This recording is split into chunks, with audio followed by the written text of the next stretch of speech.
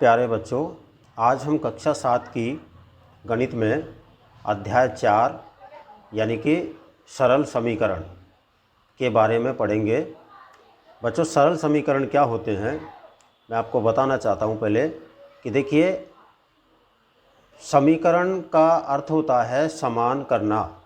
ठीक है, अब समान किसको करना, तो आप ये देख लीजिए, समान करने से मतलब है कि हमारे जो समीकरण होते हैं उन समीकरणों में दो पक्ष होते हैं, एक तो बायां पक्ष और एक दायां पक्ष, जिसे इंग्लिश में हम क्या कहते हैं, इंग्लिश में बोलते हैं LHS और RHS। ठीक है, RHS क्या कहते हैं, दोबारा देखिए, LHS बराबर RHS। ठीक है, अब यहाँ क्या होता है, आप देख रहे हैं बीच में ये एक चिन्ह लगा हुआ है। इस चिन्ह को हम समीकरण में क्या कहते हैं, समता चिन्ह कहते हैं। क्या कहते हैं इसको कहते हैं हम समता चिन्ह।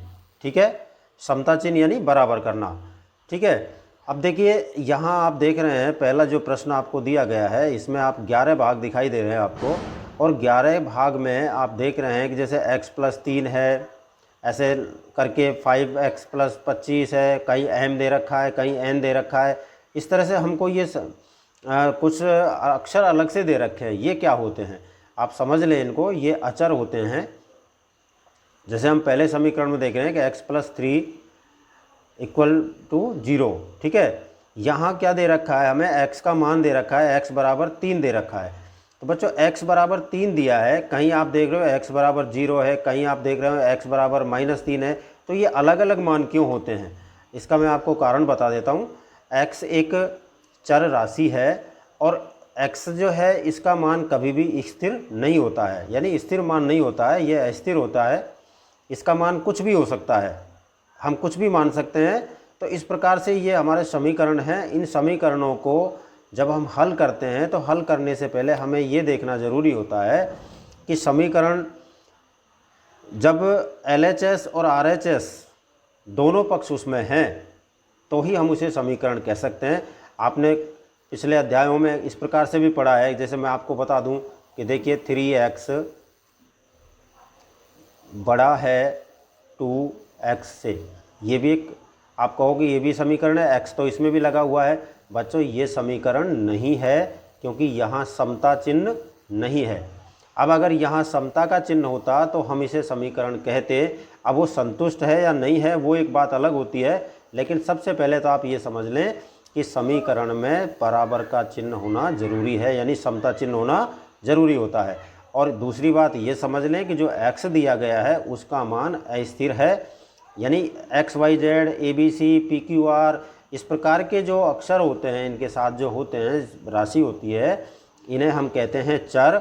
और जो जैसे जो संख्याएं होती हैं, वास्तविक जो संख्याएं होती हैं वो होती हैं अचर। ठीक है, अब एक चीज़ तो आपने ये समझ ली, दूसरी चीज़ समझ लीजिए, चर राशि हमेशा बाएं पक्ष में होती हैं, यानी LHS में रहती हैं, और अचर राशि को हम हमेशा किधर ले जाते हैं, RHS में, यानी दाएं पक्ष में ले जाते हैं। तो ये कुछ ज़रूरी बातें हैं सरल समीकरण की जो आपको पहले समझाना ज़रूरी था। अब हम चलते हैं इसके प्रश्नावली 4.1 पर। तो देखिए 4.1 प्रश्नावली में हमें पहले एक प्रश्न दिया गया है कि निम्नलिखित सारणी के अंतिम स्तंभ को पूरा कीजिए। यहाँ आपको क्या आप देख रहे हैं, इसमें 11 भाग हैं और 11 के 11 भाग में आपको कहीं ना कहीं x दिखाई दे रहा है, कहीं m दिखाई दे रहा है, इस प्रकार से। और सभी के जो मान हैं, जो चर का मान आपको दिया हुआ है इस वाली सारणी में, इस वाली टेबल में, ये आप देख रहे हैं सब जगह अलग अलग हैं और ये हमको पूर्ति करके करनी है। तो बच्चों अब हम सबसे पहले देखते हैं पहले प्रश्न को। पहले प्रश्न में हमें दिया है x+3 = 0। यहाँ चर का मान क्या दिया है, चर किसको कहा गया है, x को, यानी x का मान क्या दिया गया है, 3 दिया गया है। अब इस 3 का मान जब हम x में रखेंगे, यानी x के स्थान पर हम 3 रखेंगे, तो हमें फिर आगे क्या करना है कि समीकरण संतुष्ट होती है या नहीं, ये हमें जांच करनी है। तो बच्चों ये कैसे करेंगे हम, मैं आपको बताता हूँ। देखिए हमें पहले प्रश्न में क्या दिया था, पहले प्रश्न में हमें दिया है कि ये आपका पहला पार्ट है जिसमें हमें समीकरण क्या दिया है, x+3 = 0, और मान में क्या दिया था, x बराबर दिया था हमें 3। तो बच्चों हम इसको कैसे हल करेंगे, अभी मैंने आपको बताया था कि दो भाग होते हैं हमारे, एक LHS होता है बराबर RHS, ठीक है। ये जब दोनों पक्ष बराबर आ जाते हैं तब हमारा समीकरण संतुष्ट होता है। यानी कि ये समता चिन्ह जो लगा हुआ है ये हमें ये समझाता है कि LHS और RHS दोनों बराबर हैं, इसलिए यह एक समीकरण है। तो अभी हम बात कर रहे थे कि x बराबर 3 दिया है। इस x बराबर 3 का क्या मतलब है, यानी आप जो समीकरण आप देख रहे हैं उस समीकरण में x के स्थान पर आपको 3 रखना है। तो देखिए हम करते हैं इसको, 3 + 3 बराबर 0। देखिए x की जगह हमने 3 लग दिया है, प्लस के स्थान पर प्लस और 3 का 3 और बराबर 0 का 0। तो बच्चों जब हम इनको जोड़ेंगे तो ये कितने होंगे, 3 और 3 कितने हो जाएंगे, 6 और बराबर कितना आ जाएगा, 0। तो LHS में तो 6 आता है और RHS में 0 आ रहा है, तो ये क्या बराबर है, क्या नहीं है। तो हम यहाँ क्या लिखेंगे, 6 बराबर नहीं है 0 के। अब जो कारण आपको लिखना है हाँ या ना, उसमें आप क्या लिखेंगे, सारणी में आगे लिखेंगे ना, संतुष्ट करता है या नहीं। तो हम यहाँ लिखेंगे यह संतुष्ट नहीं करता है, नहीं करता है। इस तरह से आपको उसमें लिखना है, ठीक है। ये हो गया आपका पहला प्रश्न। अब बच्चों इसी प्रकार से हमें सारे प्रश्नों को हल करते हुए चलना है, समझ गए। तो हम इन्हें किस प्रकार से हल करेंगे, अब देखते हैं आगे। अगले प्रश्न को देखिए, प्रश्न संख्या 2। देखिए बच्चों प्रश्न संख्या 2 में हमें दिया है x + 3 बराबर 0 और x का जो मान दिया है वो दिया है हमें 0, ठीक है। तो 0 अगर हम रखेंगे इसके स्थान पर, तो देखिए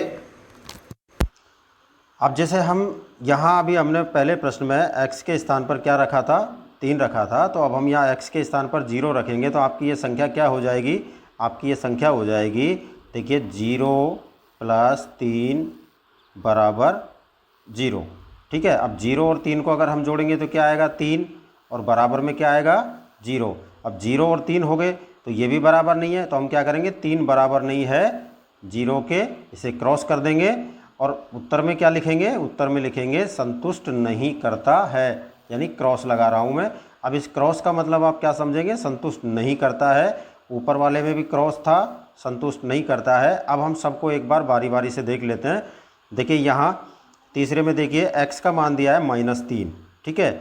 अब अगर हम x के स्थान पर -3 रखते हैं तो देखिए आपका क्या होगा, ये -3 और +3 बराबर 0 हो जाएगा।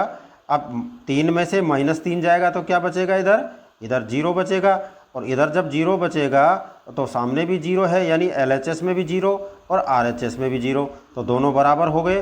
तो दोनों बराबर अगर हो गए हैं तो फिर क्या होगा, संतुष्ट करता है। यही तो हम कर रहे थे, इसलिए तीसरे में हम क्या लगाएंगे, टिक का निशान लगाएंगे, यानी सही का निशान लगाएंगे। और सही से मतलब क्या है कि ये समीकरण संतुष्ट करता है, ठीक है। अब दोबारा देखिए, आप पहला क्रॉस करेंगे, दूसरा क्रॉस करेंगे और तीसरा सही करेंगे। अब आता है हमारा चौथा, x - 7 बराबर 1 और x बराबर है 7। अब जैसे मान लीजिए मैं आपको सीधा बता रहा हूँ, यहाँ हम x के स्थान पर 7 कर देते हैं। तो बच्चों 7 में से 7 अगर हम घटाएंगे तो क्या बचेगा, 0। इधर LHS में आपके पास 0 हो गया और RHS में 1 आ रहा है। तो क्या 0 और 1 बराबर होते हैं, नहीं होते। तो यहाँ तो क्या हो गया आपका 0 और दूसरी तरफ क्या हो जाएगा 1, तो ये बराबर नहीं है, इसलिए ये भी संतुष्ट नहीं करता है, ठीक है। आठवां देखिए पाँचवें में आपको दिया है x बराबर 8। अब x के स्थान पर आप 8 मान लिया। अब 8 में से अगर आप 7 घटाते हैं तो कितना बचता है आपके पास, 1। तो LHS में 1 बराबर RHS में भी 1, ये दोनों बराबर हो गए, 1 दोनों बराबर हैं, बराबर हो गया तो इसका मतलब ये इसे संतुष्ट करता है, ठीक है। ये इस प्रकार आपके 5 भाग हो गए। अब हम चलते हैं भाग संख्या 6 पर। देखिए छठे नंबर पर आपको क्या दिया गया है, 5x बराबर 25 और x बराबर दिया है 0। बच्चों अब ये और आपके सामने नई चीज़ आई है समझने को। देखिए ये जो 5x है इसका मतलब है 5 गुणा x। क्या है इसका मतलब, 5 गुणा x, यानी 5 को गुणा x से किया हुआ है। तो अब हम यहाँ क्या करेंगे, जो हमारा मान है 0 उस जीरो को 5 से गुणा कर देंगे, क्योंकि x के स्थान पर हमें क्या लिखना है, जीरो। तो हम क्या करेंगे, 5 गुणा जीरो। तो 5 गुणा जीरो कितना होता है, जीरो होता है। और दूसरी तरफ क्या आ रहा है आपके पास, 25 आया हुआ है। तो 25 और जीरो बराबर थोड़े ही होते हैं, नहीं होते, इसलिए इसको क्रॉस कर देंगे और यहाँ लिख देंगे संतुष्ट नहीं करता है। ठीक है। अब नेक्स्ट देखिए सातवें में हमें क्या दिया है, सातवें में हमें दिया है 5x बराबर 25 और यहाँ x का मान क्या दिया है, 5। ठीक है, यानी कि 5 गुणा 5 करेंगे। तो देखिए 5 गुणा 5 आप करते हैं तो क्या आता है, 25, और सामने RHS में क्या है, 25। तो दोनों तरफ 25 हो गए, यानी LHS और RHS दोनों बराबर हैं। तो सातवां टिक लगाना है आपको, यानी x बराबर 5 जो है वो समीकरण को संतुष्ट करता है। ठीक है। अब आता है हमारा अगला प्रश्न, 8वां प्रश्न। 8वें प्रश्न में देखिए क्या दिया है, -5 दिया है। जब +5 संतुष्ट कर रहा था तो -5 संतुष्ट करेगा क्या, नहीं करेगा। मैं बताता हूँ आपको। देखिए यहाँ हम क्या करेंगे, 5 गुणा -5 करेंगे। ठीक है। तो 5 को 5 से गुणा किया तो क्या हुआ, 25। ये माइनस का है, ये प्लस का है, तो माइनस का 25 आएगा। -25 बराबर 25। अभी आपको मैंने बताया था कि माइनस की संख्याएं हमेशा छोटी होती हैं, वो कभी भी जीरो से भी बड़ी नहीं होती। इसलिए 25 और -25 दोनों बराबर नहीं है, इसलिए ये संतुष्ट नहीं करता। तो हम इसमें क्या कर देंगे, क्रॉस लगा देंगे। यानी क्रॉस का मतलब यह समीकरण संतुष्ट नहीं करता है। क्या, x बराबर -5। अब देखिए अगला प्रश्न आपका 9वें प्रश्न में आपको क्या दिया है, m/3 बराबर 2। यहाँ आप क्या करोगे, m के स्थान पर -6 रखेंगे। तो m के स्थान पर हम -6 रखते हैं, -6/3। तो 3 से 6 कट गया आपका 2 बार, क्या उत्तर आया, -2। इधर -2 आया है LHS में, RHS में प्लस का 2 है। तो -2 और +2 तो छोटे बड़े हो गए, बराबर नहीं है, इसलिए ये भी संतुष्ट नहीं करता है। ठीक है। आगे चलिए, 3 वो m/3 बराबर 2 और m का मान क्या दिया है, 0। यानी कि m के स्थान पर क्या मान लेते हैं हम, 0 मान लेते हैं। अब 0 में 3 का भाग देंगे तो 0। ठीक है। अब इधर LHS में तो हो गया 0 और RHS में क्या हो गया, 2। तो ये दोनों बराबर हैं, नहीं है, इसलिए संतुष्ट नहीं करता है। ठीक है। नेक्स्ट क्वेश्चन देखिए, आपका लास्ट क्वेश्चन है इसमें 11वां प्रश्न में दिया है हमें m बराबर 6 और बटे में 3, यानी m/3 3 बराबर 2। तो देखिए क्या करेंगे, हम m के स्थान पर रखेंगे क्या, जैसे m/3 है ना, और बराबर में 2 है। तो m के स्थान पर हम क्या रखेंगे, 6। देखिए m के स्थान पर रख दिया 6, बटे में कर दिया 3 और बराबर कर दिया 2। तो 3 से हमने 6 को काट दिया कितनी बार, 2 बार। अब देखिए LHS में भी LHS बराबर RHS, LHS में 2 बराबर RHS में भी 2। तो दोनों तरफ 2 हो गए, तो ये बराबर हो गए। तो बराबर हो गया, इसका मतलब क्या हुआ कि ये संतुष्ट करता है। समझ गए। इस प्रकार से आपको ये प्रश्न 1 के सभी 11 भाग इसी तरह से करने हैं। यानी कि जो मान आपको दिया गया है उस मान को आप उस चर के साथ रख करके, चर के स्थान पर उस मान को रखेंगे और रख करके तुलना करेंगे।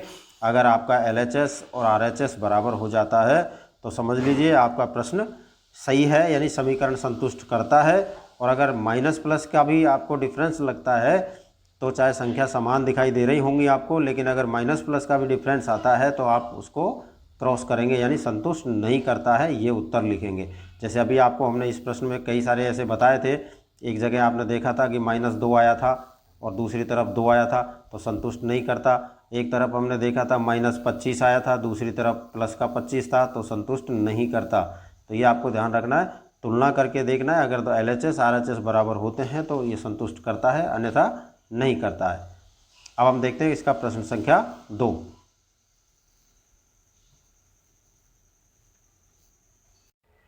देखिए बच्चों, यह है हमारा प्रश्न संख्या 2। इसमें दिया है हमें, जांच कीजिए कि कोष्टक में दिए हुए मान दिए गए संगत समीकरणों के हल हैं या नहीं। यहाँ आप देख रहे हैं जैसे पहला प्रश्न है आपको इसमें दिए हैं F तक प्रश्न दिए गए हैं। बच्चों अगर आप A को समझ जाते हैं, अच्छी तरह से समझ लेते हैं, तो आप A से लेकर F तक के सारे प्रश्न आप स्वयं हल कर सकते हैं। ठीक है, तो हम सबसे पहले देखते हैं A को। A में हमें क्या दिया है, n+5 = 19, और कोष्टक में क्या कहा था ऊपर सवाल में कि कोष्टक में दिए हुए मान दिए गए संगत समीकरण के हल हैं या नहीं, ये हमें निकालना था इसमें। तो आप देख रहे हैं, देखिए यहाँ हमको जो मान दिए गए हैं वो आप देख रहे हैं हर समीकरण के साथ में लिखे हुए हैं। तो पहले समीकरण में क्या दिया है हमें, n+5 = 19, और ब्रैकेट में n बराबर दिया है 1। यानी हम पिछले सवाल की तरह यदि n के स्थान पर 1 रखते हैं तो क्या ये समीकरण सरल हो सकता है, संतुष्ट हो सकता है? संतुष्ट वाली बात इसलिए कह रहा हूँ कि जब दोनों पक्ष बराबर अगर हो जाएंगे तो समीकरण का हल है, और अगर दोनों पक्ष बराबर नहीं होते हैं तो समीकरण का हल नहीं है। तो देखिए पहले प्रश्न को मैं आपको यहीं हल करके दिखा देता हूँ। यहाँ दिया है हमें n+5 = 19, n का मान क्या दिया है, 1 दिया है। ठीक है, तो मैं n के स्थान पर 1 रखता हूँ और प्लस में 5 और बराबर में कर देता हूँ 19। तो देखिए 1 और 5 कितने होते हैं, 6, और बराबर हो गए 19 के। तो 6 और 19 क्या बराबर हैं, नहीं हैं। इसको हम क्रॉस कर देंगे, 6 19 के बराबर नहीं है, यानी LHS RHS के बराबर नहीं है। तो आप इस प्रकार की ये प्रक्रिया अपनी कॉपी में करेंगे पहले, और करने के बाद आप नीचे एक इसका उत्तर लिखेंगे। वो उत्तर क्या लिखेंगे, देखिए इस प्रकार आप लिखना कि दिया हुआ मान, दिया गया चर का मान समीकरण को हल नहीं करता है, ये लिख सकते हैं। दूसरा आप ये लिख सकते हैं, यह इसका हल नहीं है, यानी कि n = 1 इसका हल नहीं है। ठीक है, इस प्रकार से आपको ये दूसरा प्रश्न करना है।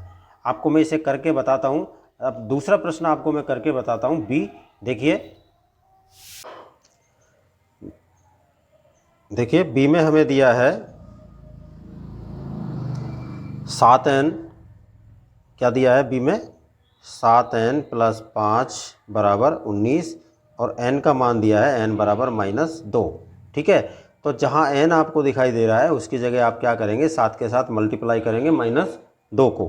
तो देखिए 7, इसे आप इस तरह गुणा लगा करके भी ब्रैकेट में -2 कर सकते हैं, और अगर ब्रैकेट के इस 7 के और ब्रैकेट के बीच में गुणा नहीं भी लगाते हैं तो भी बात वही होती है, ये इसको गुणा ही कहा जाता है। ठीक है, +5 = 19। तो देखिए 7 को अगर हम -2 से गुणा करेंगे तो 7 दूनी 14 माइनस का। ठीक है, और प्लस में हो गया 5। अब ये कितने हो गए, 19। अब -14 और +5 जो हैं ये विपरीत चिन्ह के हैं, इसलिए जुड़ेंगे नहीं बल्कि घटेंगे। तो बड़ी संख्या में से हम छोटी संख्या को कम कर लेंगे, यानी 14 में से हम 5 को कम करेंगे तो कितना आएगा आपके पास, 9 आएगा। और जो बड़ी संख्या होती है उसी का उसके साथ चिन्ह लगाते हैं, तो ये -9 हो गया, और इधर क्या है, 19 है। तो देखिए यहाँ तो -9 है और यहाँ 19 है, इसलिए ये बराबर नहीं है। ठीक है, तो हम क्या लिख देंगे, दिया गया चर का मान इस समीकरण का हल नहीं है, ये आप इसमें लिख देंगे। ठीक है, अब इसके बाद आप देखिए अगला प्रश्न में आपको फिर हल करके बताता हूँ। C देखिए, C में दिया है हमें 7n+5 = 19, और n का मान हमें क्या दिया है, 2 दिया है। ठीक है, तो देखिए 7 × 2 + 5 = 19। बच्चों पहले इसको गुणा करेंगे, 7 दूनी 14 + 5 = 19, 14 5 19, और इधर भी हो गया 19, यानी आपका LHS बराबर है RHS के। ठीक है, दोनों बराबर हो गए, 19 19 हो गए, इसलिए लिखेंगे यह समीकरण का हल है। इसमें समीकरण का हल हो गया। क्या है समीकरण का? दिया गया चर का मान जो दिया गया है n=2 वो समीकरण का हल है। अब देखिए अगला प्रश्न। अगले प्रश्न में क्या दिया है हमें? डी में, मैं डी भी आपको सारे हल करके बता देता हूँ।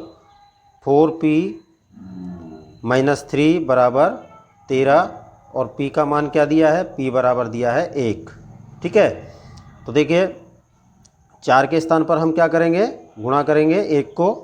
4 × 1 - 3 बराबर 13। 4 एकम 4 - 3 बराबर 13। तो 4 में से 3 गए तो 1 और बराबर 13। ये तो 1 रह गया और ये 13। LHS में 1 है, RHS में 13 है, इसलिए बराबर नहीं है। तो हम क्या लिख देंगे? दिया गया चर का मान समीकरण का हल नहीं है, का हल नहीं है। ठीक है, अब देखिए ई में क्या दिया है हमें? ई में दिया है 4p - 3 बराबर 13 और p बराबर क्या दिया है? p बराबर हमें दिया है -4। ठीक है, p का मान क्या दिया है? p बराबर -4।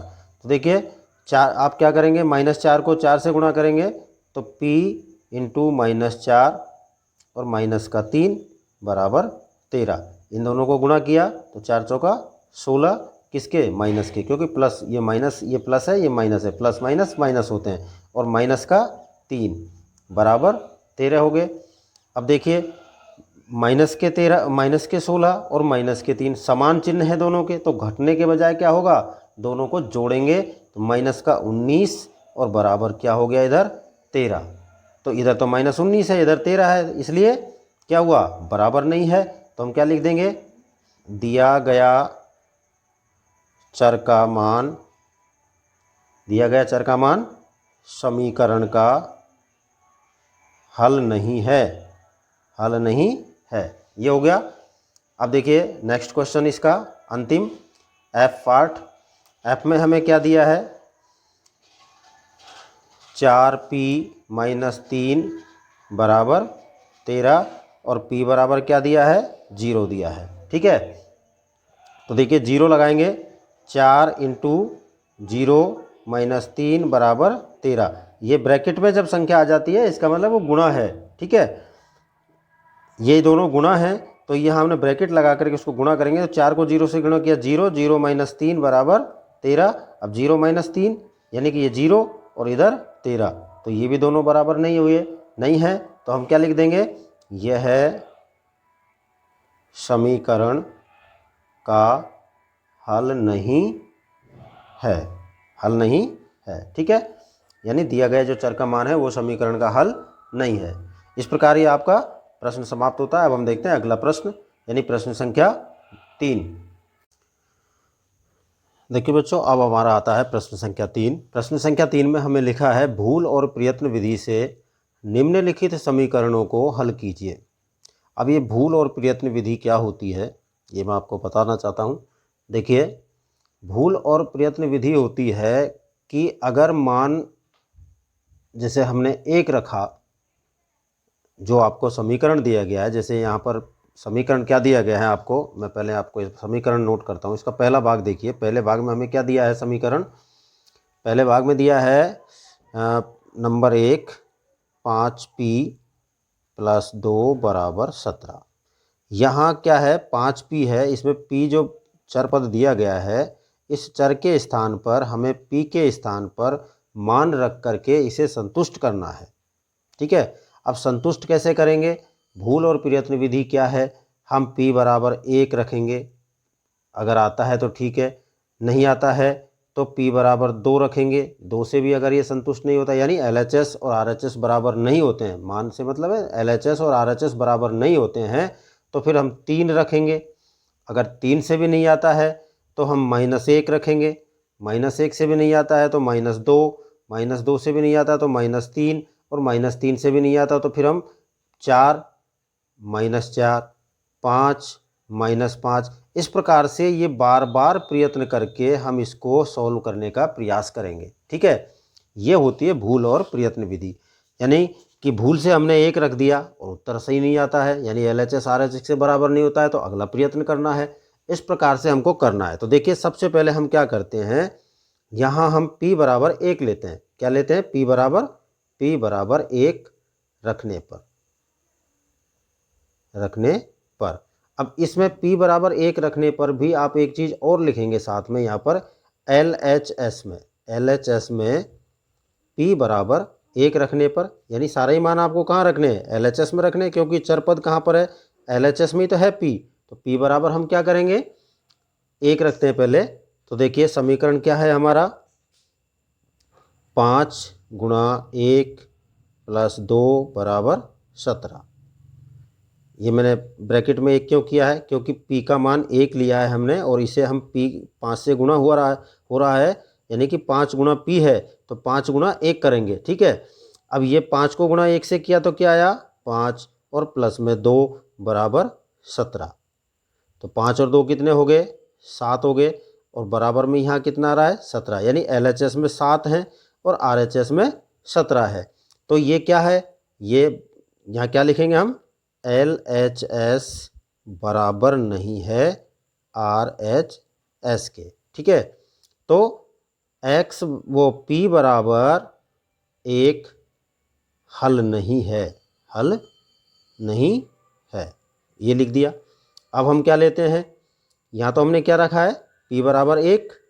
अब हम रखते हैं p बराबर 2 रखने पर, p बराबर 2 रखते हैं। तो समीकरण को फिर उतार लेते हैं नीचे, 5p प्लस 2 बराबर 17। ठीक है, अब p के स्थान पर आपको क्या रखना है? 2 रखना है। तो देखिए 5 गुणा 2 प्लस 2 बराबर 17, 5 दूनी 10 प्लस 2 बराबर 17, और 10 और 2 वो 5, 10 और 2 कितने हो गए?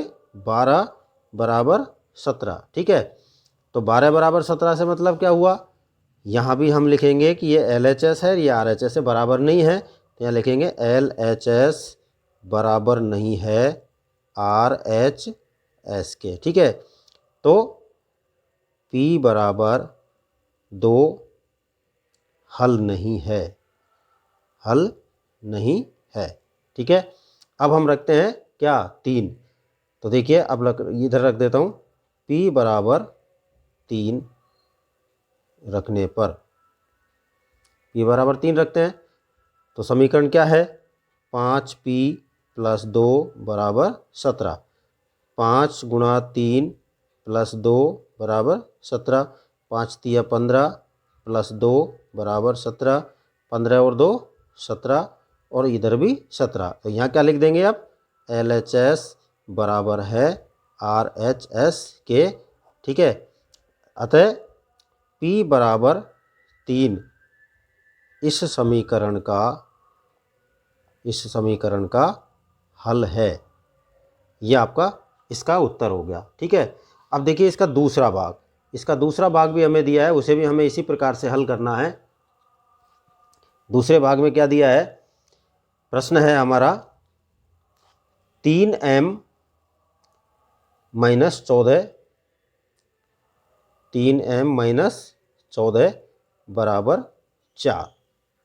ठीक है, अब m के स्थान पर आप क्या क्या रख सकते हैं? 1 2 3, -1 -2 -3, इस प्रकार से हमको रखने हैं। तो सबसे पहले हम क्या करते हैं? 1 रख कर देखते हैं। ठीक है, तो देखिए 3 - 1 रखें, 3 बराबर m बराबर 1 रखने पर 3 × 1 -14 बराबर 4, 3 हो गया, माइनस का 14 हो गया, बराबर में 4 हो गया। ठीक है, अब देखिए यहाँ ये तो प्लस के हैं, ये माइनस के हैं, प्लस के ज़्यादा हैं माइनस के कम है, तो प्लस की संख्या में से वो माइनस की संख्या में से प्लस की संख्या को घटा देंगे। तो क्या आ जाएगा? आप 14 में से 3 घटाएंगे तो क्या आएगा आपके पास? 11, और बड़ी संख्या कौन सी है? 14, उसका चिन्ह क्या है? माइनस, तो माइनस, और इधर हो गया आपका 4। तो ये तो 11 है माइनस के, और ये 4 हैं, तो हम क्या लिखेंगे? LHS बराबर RHS नहीं है, इसलिए यह इस समीकरण का हल नहीं है। अब क्या रख लें? अब हम रख देते हैं m बराबर माइनस का क्या रख दें, माइनस का 2 रख देते हैं, नहीं -2 नहीं +2 रखेंगे, +2 रख लेते हैं। तो देखिए 3m - 14 बराबर 4, 3 गुणा 2 - 14 बराबर 4, 3 दूनी 6 -14 बराबर 4, 14 में से 6 कर लिया, कम किया तो क्या बचा -8 और बराबर में 4। तो यहाँ भी आपका LHS बराबर नहीं है RHS के, ठीक है, नहीं हुआ, ये भी इसका हल नहीं हो सकता। अब हम क्या अंदाज लगा सकते हैं कि हमें क्या लाना चाहिए यहाँ पर। तो देखिए हम क्या करें, यहाँ पर अगर हम 6 रखते हैं तो 6 3 18 होते हैं प्लस के, और प्लस के 18 में से -14 करते हैं तो 4 बचते हैं प्लस के। तो हम क्या रख दें यहाँ पर, m बराबर क्या रख देते हैं, 6 रख देते हैं। बच्चों इसका हल करना है हमें, इसलिए नहीं तो ऐसे बार बार संख्या रख के तो हम बहुत बार करेंगे। तो हम क्या करते हैं यहाँ पर, m बराबर क्या मानते हैं 6, m बराबर 6 रखने पर, तो देखो फिर से उतार रहा हूँ सवाल को, 3m - 14 बराबर 4। ये भूल विधि यही है, क्योंकि अभी तो मैंने आपको बताया था कि 1 2 3 4 5 प्लस के रखेंगे, 6 भी रखना पड़ सकता है, अगर उससे नहीं आ रहा तो माइनस का रखने पड़ सकते हैं। लेकिन ये हमने प्लस का क्यों लिया है, क्योंकि देखिए आप यहाँ पर ये माइनस है, यानी कि इससे बड़ी संख्या आना जरूरी है, जब उसमें से ये घटेगी तो प्लस का 4 आएगा, ठीक है। तो हम क्या करते हैं, 6 रखते हैं। देखिए 3 गुणा 6 - 14 बराबर 4, 6 तिया 18 -14 बराबर 4 हो गया, ठीक है। अब देखिए 18 में से 14 गए तो क्या बचेगा आपके पास, 4 बचेगा प्लस का, और इधर क्या बचेगा 4। तो ये क्या हुआ, अब आप देख रहे हैं यहाँ पर कि LHS बराबर RHS, क्योंकि इधर भी 4 हो गया, इधर भी 4 हो गया। अब क्या लिख देंगे हम, अब हम लिखेंगे कि m बराबर 6 इस समीकरण का हल है, ठीक है। ये आपका आंसर हो गया। इस तरह आपका ये बच्चों तीसरा प्रश्न कंप्लीट होता है। अब हम